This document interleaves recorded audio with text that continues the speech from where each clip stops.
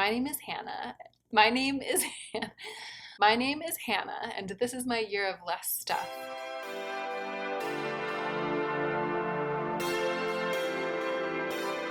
Hey y'all, welcome to another video in which I will be anti-hauling everything vaguely interesting. But I'm in a bit of a bind this time because, as many of you know, especially those of you who have been following along, those of you who have watched my most recent Very Chatty Get Ready With Me, you will know that I am away a lot this month, and I'm also engaged a lot this month with activities that will preclude me from filming as much as I want to, as much as I usually do, and from filming things in a timely fashion, which is the big issue with this video. So if I can, I will try to put this one up kind of like sooner in the month rather than later, so most of this stuff will be fresh. But this is why I decided to do a video, again, anti-hauling everything vaguely interesting instead of just a standard video about my feelings about new releases, because there might be some new releases that come out in between the time I film this video and when I put this video up on my channel, and that's just because everything's topsy-turvy wonky this month with me and my filming schedule and everything. But anti-hauling everything vaguely interesting from the past several weeks still applies, even if this isn't the most timely and like most urgent video, and I'm not talking about the most recent releases, so I feel like this is the proper approach. Let's go ahead and get into the meat of the video.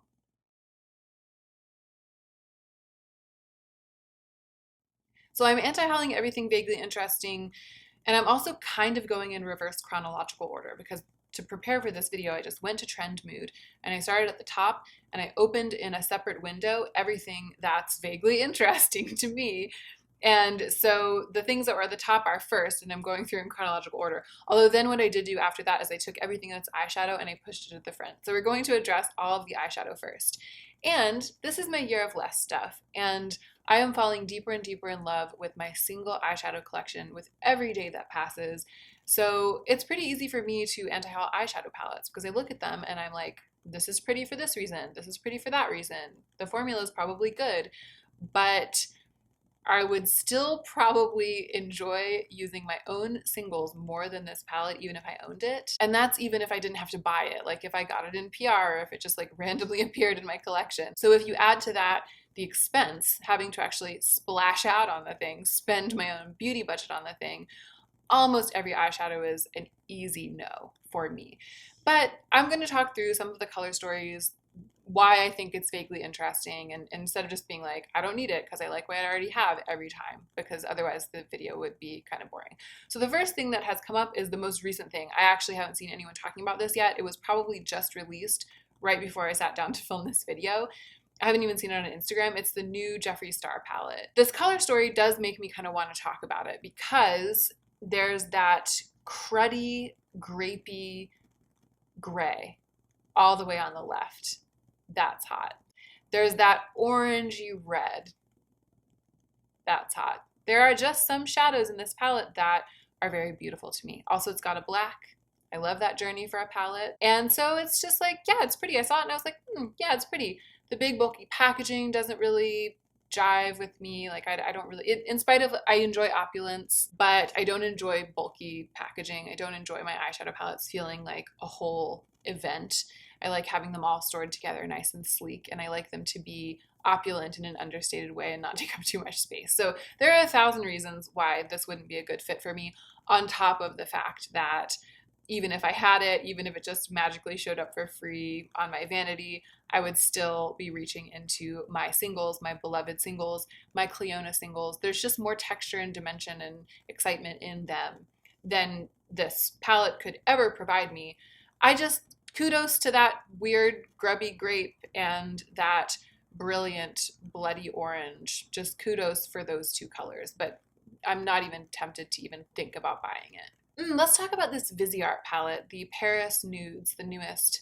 Is that what it's called? The Paris Edit? Is it called? I feel like I've seen people calling it the Paris Nudes. It's so pretty. So this really is pretty and it compels me.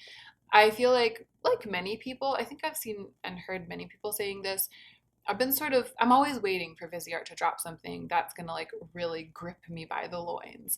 And they seem never to do it. It's weird because you would think that the aesthetic would suit me. It's like elevated, but there's this like neutral element and, you know, very wearable, but then they do have some editorial moments. Like you would think, I did like the dark edit. That was the palette that Viseart has released that has come the closest to gripping me by my loins, but it didn't cause me to actually want to buy it. I feel like I did want it on my Christmas wish list for a while. I might even actually had it on my Christmas wish list. So that was super, super pretty. And this one, similarly, it's like almost hitting the mark just because I look at it and I know that every time I used it, the look would be beautiful. It would be like a beautiful, easy, neutral look. Every time I sit down to use this palette, it would be flawless. It's kind of like an if you could only have one and you're never going to do an editorial look ever again in your life type of palette. So I appreciate it for that. It's very pretty and I see how it could fit into my collection. So I'm very, very pale. So it's not usually very, very pale people who are looking at a palette like this and being like, it's too pale, there's not enough depth. But I find that palettes that tend to lean really, really deep, I get along the best with, and palettes that tend to like have all of these different shades of pale, like pale pink and pale pastels, it's not that I can't make nice looks with them, is that I just don't want to use them. So my Kevyn Aucoin Nude Pop palette is a good example. It actually has a lot in common with this one, but it has more texture. So that would actually be a really good reason for me to not buy this palette, even if I was tempted to buy it, because I already have the like slightly textured and also high-end cousin of it. And this does have some depth in it, but all of this stuff over here, which is what mirrors all of that stuff in like the whole Viseart palette, or at least the top half of it, all of that stuff over there, I just look at it and I'm uninspired. I'm like never tempted to reach into that. I don't particularly need like a slightly cooler toned version of a very pale pastel purple eye and then a slightly warmer toned version of a very pale pastel purple eye. And I don't necessarily need like a slightly brighter white matte to blend out and then a slightly more beige matte to blend out just to like have a little variety. Like that's not how I add spice to my life. Even though it's at first glance, I'm like, oh, very, very pretty. When I really think about it, I think like it wouldn't really get used. It just it doesn't bring me the drama that I crave. And then I also pulled this ColorPop picture, ColorPop You Are a Cutie, to talk about, simply because it was right next to the Viseart one in the Trend Mood graph, like on the Trend Mood Instagram page. And they look the same. Like I looked at them and I was like, it looks like the same palette. And it's not exactly the same. This one, it's different. It has different shades. It has a lot more texture. It looks like it has deeper shimmers in it. But I just wanted to point out that they look so the same. And I have no desire to buy a ColorPop palette right now. Some of my singles are ColorPop and I do love ColorPop eyeshadows. But it's kind of like with my situation where I have so many beautiful individual palettes and I have so many beautiful singles and I love them so much, the last thing that would compel me would be a ColorPop palette. If anything was going to compel me, it would be like a really exquisite high-end palette with a bunch of like insane multi-chrome texture or something. And this is most certainly not that. It's just another basic purple tone Valentine's palette. And it just reminds me very much of the Viseart one. The Jaclyn Hill palette. Let's talk about Jaclyn Hill's new palette with Morphe. So I feel like there are two kinds of eyeshadows in this palette. And I totally understand the theory behind them working together and the theory behind them being in the palette. And I also feel like it's a very strong sales tactic to have both of these kinds of shadows in a palette. And some brands are doing it, but not this intensely, not with like this intense variety. And those brands don't necessarily have someone to explicitly explain it and so make it as appealing as Jaclyn Hill's able to make it. What I'm talking about is the fact that it's kind of like, people talk about this like half colorful, half neutral palette. That's not exactly how I feel about it. I actually want to put an even finer point on it. I feel like it's a half brights and half like almost grungy. Isn't that weird? I feel like it's a half brights, half grungy palette. And it doesn't look like that at first glance. At first glance, it just looks like a brights palette. It just looks like at first glance, I'm like, I would never need this because I just decluttered the Urban Decay Electric palette. And that would be like the one reason, because you're like, it's a brights palette. It's all about these fluorescent corals and stuff like that. Fluorescent yellow, fluorescent coral. At first glance, that's what it seems. But in fact, if you spend some time looking at the shadows, it is anchored by a lot of grungy metallics and grungy mattes. And when I say grungy, what I'm talking about is shades that are part one shade and part another shade. So I did watch Jaclyn Hill's release video, and she was talking about like this shade, it's not burgundy, but it's not purple, but it's not brown. It's kind of all three of them together.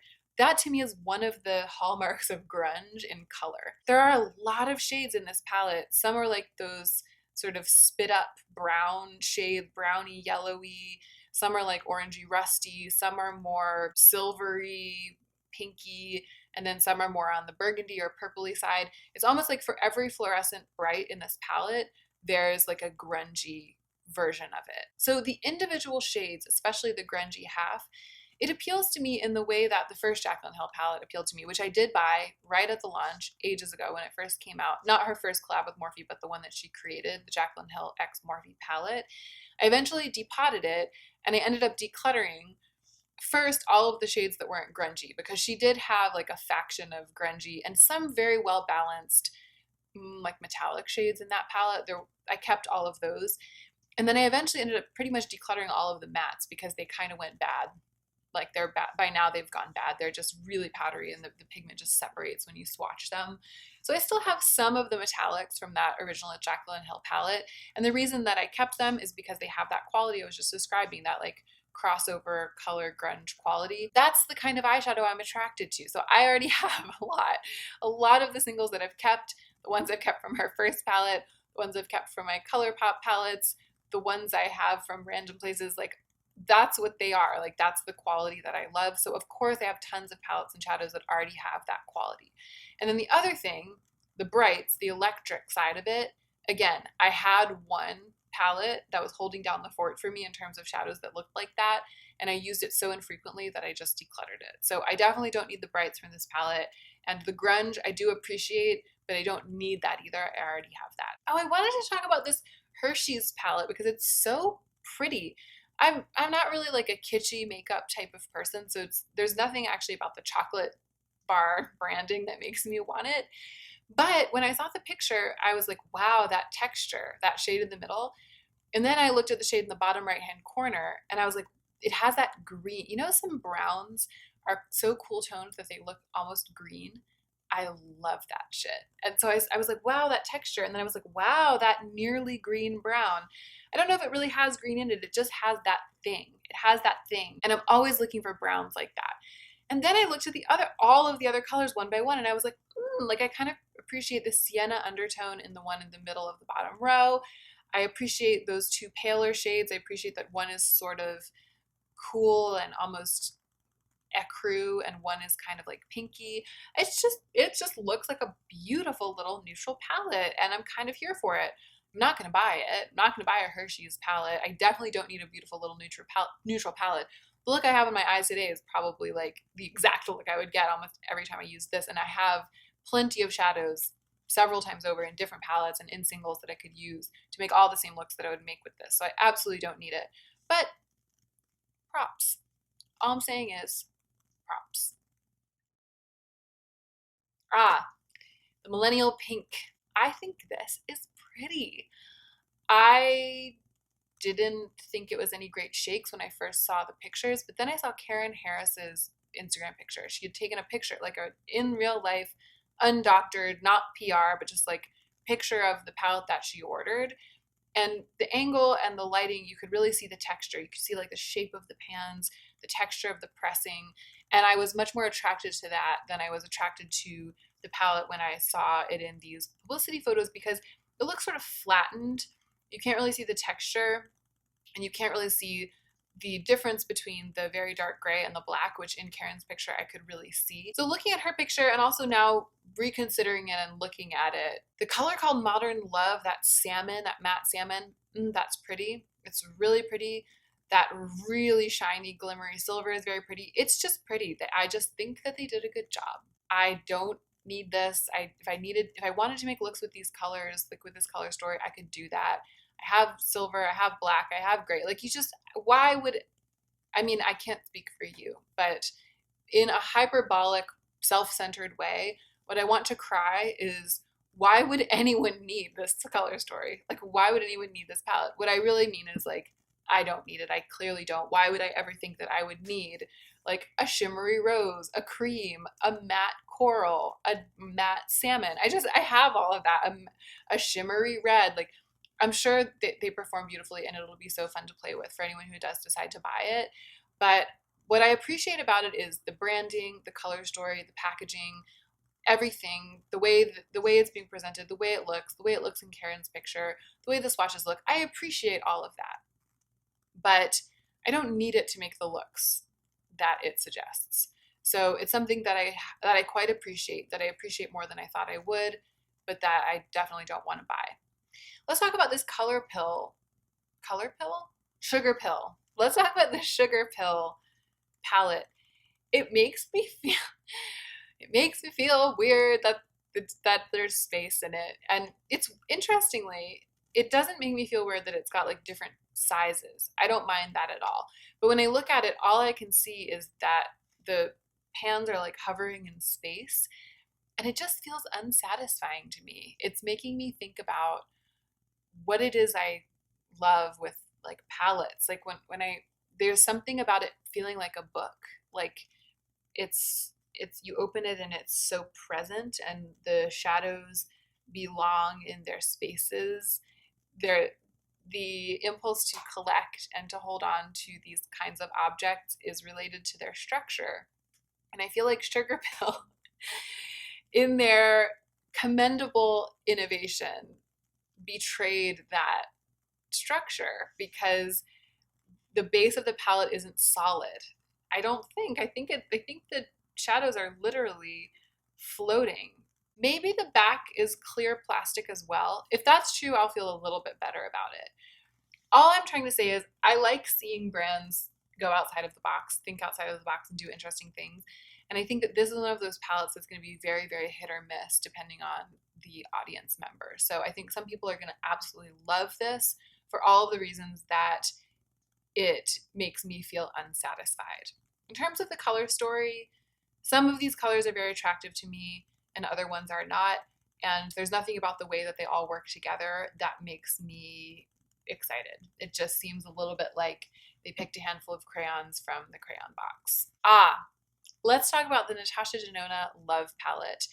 My feelings about this are very specific to me, and they are that I don't feel like I even want to think about owning this because I own the Lila palette. And all of the shades that draw me into this palette are shades that I feel like I have in the Lila palette. So Commitment, which is that deep shimmery, like grapey black. Trust, which is a purple. It's all of the purples, the shimmery neutrals, even the salmons, even the reds. Yeah, there's reds in the Lila palette too. I just feel like it's a little bit like the Lila palette Redux. It doesn't have a brilliant red, I don't think, like Heart. It's just like, again, on the eyes, in practice in my life, like in terms of me having a collection of makeup and being like, ooh, I want to use X because it makes me feel all of these, like the Lila palette, I think it makes me feel all of these grungy, duochromy, purpley, ruddy, dragon bitey feelings. Like, I want to have this because it makes me feel all those feelings. It makes me want to make makeup with those feelings. Not make makeup, but like make eyeshadow looks on my eyes with those feelings. It's been a long day, you guys. I'm doing a lot of filming all in one day to prepare for my trip. I just feel like this would be doubling up. I would want it because it would make me feel feelings, but they're like the feelings that I already feel about this palette. Not to mention the fact that I also have the Natasha Denona Sunrise palette. And so I love Natasha Denona shadows. I always have liked them, but they've grown on me even more lately as I've started to tiptoe back into the world of using matte shadows. I appreciate her formula so much. It's just, if you are a makeup collector, I only have these because they were given to me. One was sent to me by a brand and one was given to me by a friend. I've never actually bought a Natasha Denona palette, but I have a couple of them, and they're some of my favorite pieces of makeup. And so for me, on a personal level, it's like these two together are like the Natasha Denona Love palette times 2. Like, I really have everything that I would need from this palette in these two together. So on a personal level, I know that's not very useful for everyone, but it's just a no-brainer for me. If you are a makeup collector and you have one or two Natasha Denona palettes, or even one of these two, then it's like, do you really need that? Like, I feel like this might be the palette for someone who doesn't own any Natasha Denona shadows, has never been able to stomach the price tag, has never received one as a gift, and has also never really found one that resonated enough to feel like it was worth it. And if that's true, and then this is like your absolute 100% jam, like peeing your pants jumping off the rooftop because you love like a grungy grapey black and a shimmery sort of taupey metallic that's very light, and you love a red shadow and you love pinks, and this one's also that lower price. It's like the smaller pans and the smaller palette for $65. That's the very little, that's like the overlapping Venn diagram, overlapping a very little demographic for whom I think that this might be a total score. Like the fact that this is out on the market is a total score. Curiously though, it seems like everyone's buying it. It seems like all of my friends are buying it. There's something about, it's like this color scheme is very, very appealing. I feel it must be very popularly appealing, maybe not just trendy, but actually very popularly appealing, like at large in general. I've seen so many of my friends buying and reviewing this, buying this without hesitation. So many will I buy it where people are like, oh, well, of course I'm buying that. It's a no-brainer. And that's just curious to me because, again, maybe it's because I'm so focused on fewer, nicer things, trying not to buy repeats. And I already have like these palettes, which I feel like there's a lot of, not exact dupes, but just a lot of general repetition.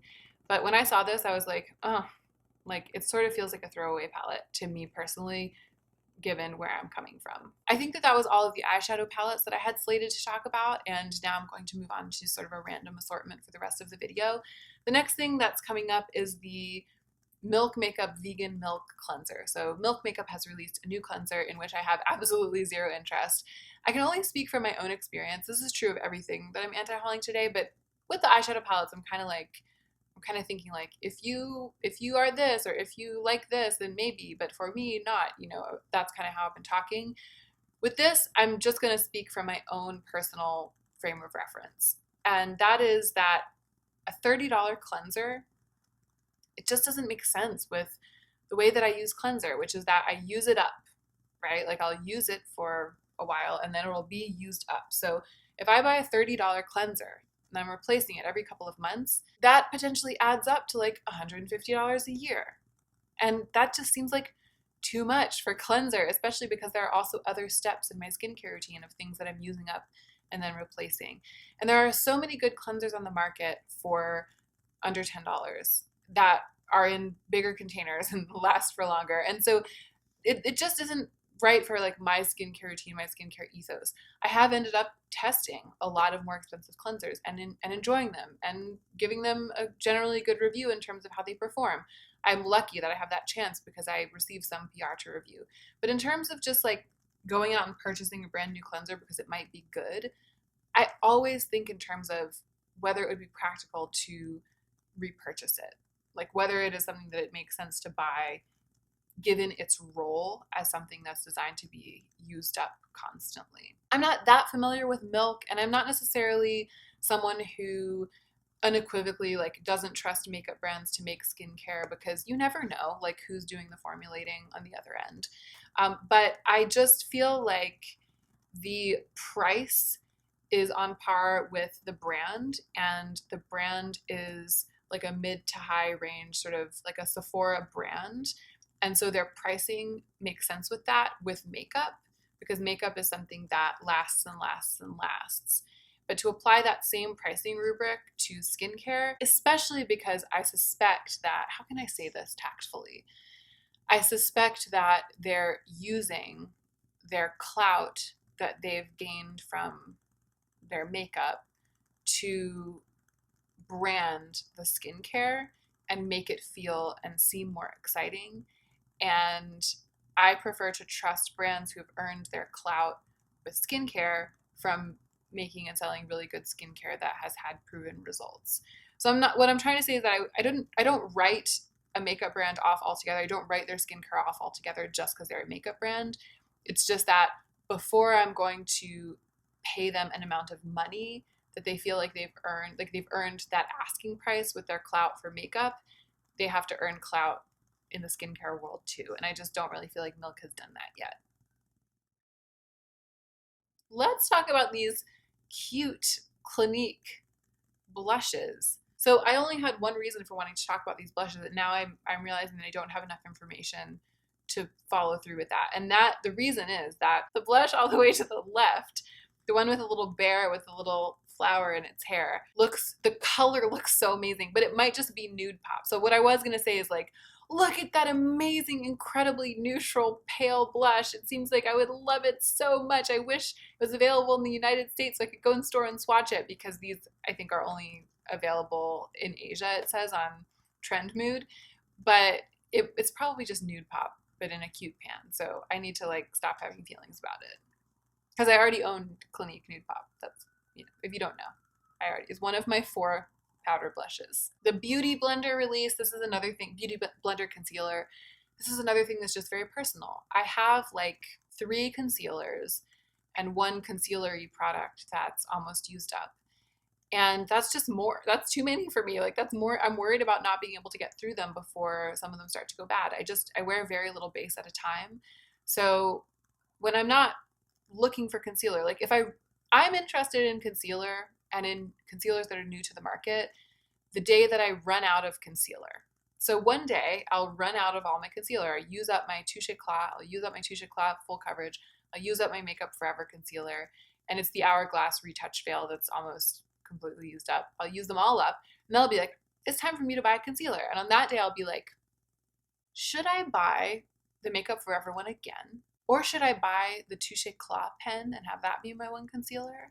Or is there maybe another concealer that's new to the market that's come out since the last time I bought concealer last year that I might like better? And then I'll look at the shade ranges, I'll go around, I'll swatch. And at that time, maybe if this one has performed very well and is still on the market and it has a shade that's light enough and yellow enough for me, maybe I'll buy it. Until then, why would I buy it? I have concealer already. That's how I feel. Oh, this is interesting. The Bobbi Brown. I have like a weird thing to say about this. That's the opposite of what everyone's been saying. Everyone's been saying, look at this really cool packaging because they collabed with an artist, but the makeup inside doesn't match it. The makeup inside is neutral and that's boring. Wah, wah, wah. That's what everyone's been saying. Here's how I feel. I'm like, wow, look at those beautiful neutral lipsticks and look at that really pretty neutral highlighter. But the packaging, it's like, it's not really very Bobbi Brown. It's so colorful that it almost looks like ColorPop-y, and it cheapens it to me a little bit. Nothing against the artist, because as works of art, like I'm sure the artworks of this person are stunning and really impactful and don't look cheap at all. It's just, if I'm gonna buy a Bobbi Brown lipstick, I want it to look expensive sitting on my vanity. And I don't feel like these look as expensive as regular Bobbi Brown packaging. Ooh, but speaking of looking expensive, these Laura Mercier highlighters. The only way I have to anti-haul both of these, because even the darker one I think would be such a pretty just like shimmery blush on me, and ooh, the pans look so pretty, and it's one of these things where you can tell by looking at them that the formula is good. Like you can just tell that it's really, really pretty. They probably swatch really pretty. There are no swatches up here yet, but ooh, I would love to see these in store, swatch them in store, and there's something about those relief florals that really gets me. But I only have 2 powder highlighters because I really only need 1. I'm super indulging myself by having 2. One's a little bit pinkier and one is more champagne.